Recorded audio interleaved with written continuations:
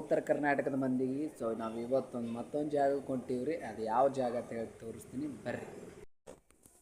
So ನೀವು ಇದು ನೋಡ್ಬೋದು ರೀ, ಇದೇ ಬಾರಾ ಕಮಾನ್ ರೀ, 12 ಅಂತಸ್ತುಗಳ ಬಾರಾ ಕಮಾನ.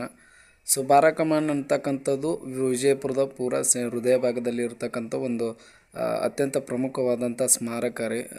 ಸೊ ಈ ಬಾರಾ ಕಮಾನದ ಬಗ್ಗೆ ಹೇಳ್ಬೇಕಂದ್ರೆ ಇದನ್ನು ಬಹುಮನಿ ಸುಲ್ತಾನರ 2ನೇ ಅಲಿ ಆದಿಲ್ ಶಾ ಅಂತಕ್ಕಂಥವನು ಇದನ್ನು ನಿರ್ಮಾಣ ಮಾಡಿರ್ತಾನೆ ರೀ. ಆ್ಯಕ್ಚುಲಿ ಅವಂದು ಇಂಥವೇ ಈ ಏನು ಕಮಾನ್ ಕಾಣ್ತದೆ ನೋಡ್ರಿ, ಹಿಂಗೆ ಇದ್ರ ಮ್ಯಾಗೆ 12 ಕಮಾನ್ ಮಾಡ್ಬೇಕನ್ನೋದು ಅವಂದು ಒಂದು ಇದು ಇತ್ತು ರೀ, ಅದು ಮುಂದೆ ಥಿಂಗ್ಸ್.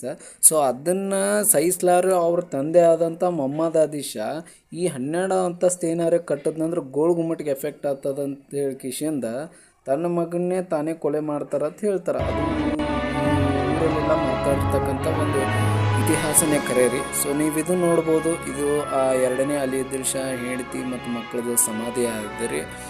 ಮತ್ತು ಬಾರಾ ಕಮಾನ್ ಬಗ್ಗೆ ಹೇಳ್ಬೇಕಂದ್ರೆ ಭಾಳ ತಂಪಿರ್ತದ್ರಿ ಈ ಜಾಗ. ಸೊ ಬಿಸಿಲಿದ್ರೂ ಕೂಡ ಅತ್ಯಂತ ತಂಪಾದಂಥ ಸ್ಥಳ ರೀ. ಸೊ ವರ್ಷಾನುಗಟ್ಲೆ ಈ ಜಾಗಕ್ಕೆ ಜನ ಬರ್ತಾರೆ. ಸೊ ಇಷ್ಟು ಹೇಳಿ ನಾನು ಬ್ಲಾಗ್ ಮುಗಿಸ್ತೀನಿ ರೀ. ಜೈ ಹಿಂದ್.